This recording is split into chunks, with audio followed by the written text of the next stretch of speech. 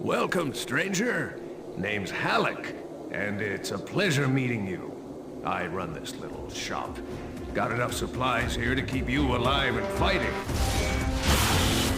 Rage, at its core, is a first-person shooter. These other elements like racing and vehicle combat, they're additive to the experience. But it's important not to get confused by really what we do. We're id, we make first-person games. You know, when you pick up the shotgun and you shoot a bad guy, you know what to expect.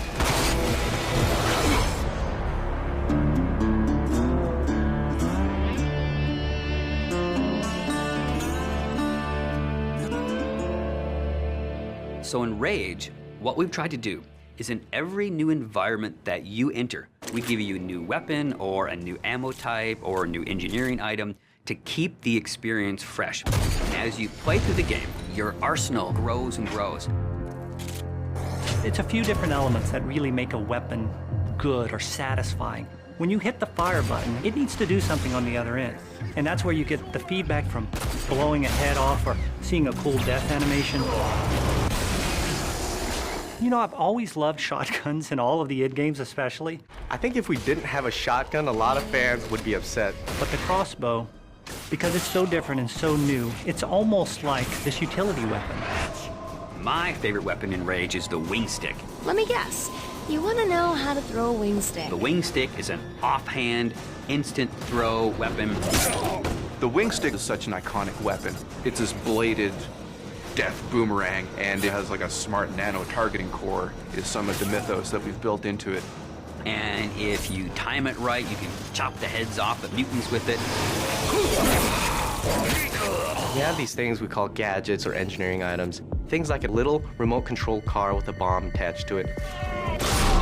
Now you're building this little defense turret. If you have the parts and you have the plans to build it, you can build these anywhere in the world. So now you're running around, you're firing, and instead of just tossing a grenade or just throwing the wing stick, you're tossing down a little defense turret.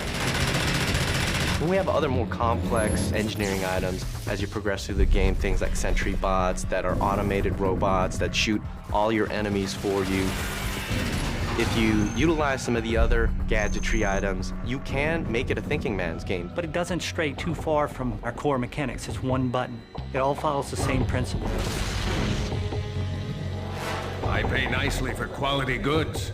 There is an economy, and when people first think about the economy, they think RPG.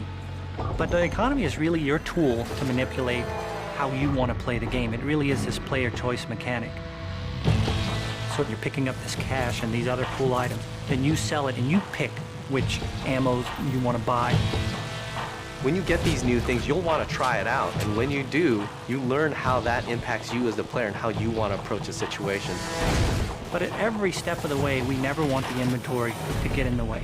It's there for a reason, it always has a purpose, but we still want to stay true to that kind of action. The world in Rage is about survival and all the elements that the player will need to succeed in surviving. It's up to them how they want to use those gadgets, weapons, and ammo types. Along with the action shooter experience role that we intend for the player to take, we create these different options in the gameplay when you get into an area with all these various implements of death. Or, you know, you may not want to have any strategy. You just may want to kick in the door, pull out your big shotgun, and start blasting away at the bad guys. We really give players the opportunity to engage the enemy AI in the way that's best for them. And we feel that that adds a lot of life and replayability to the game.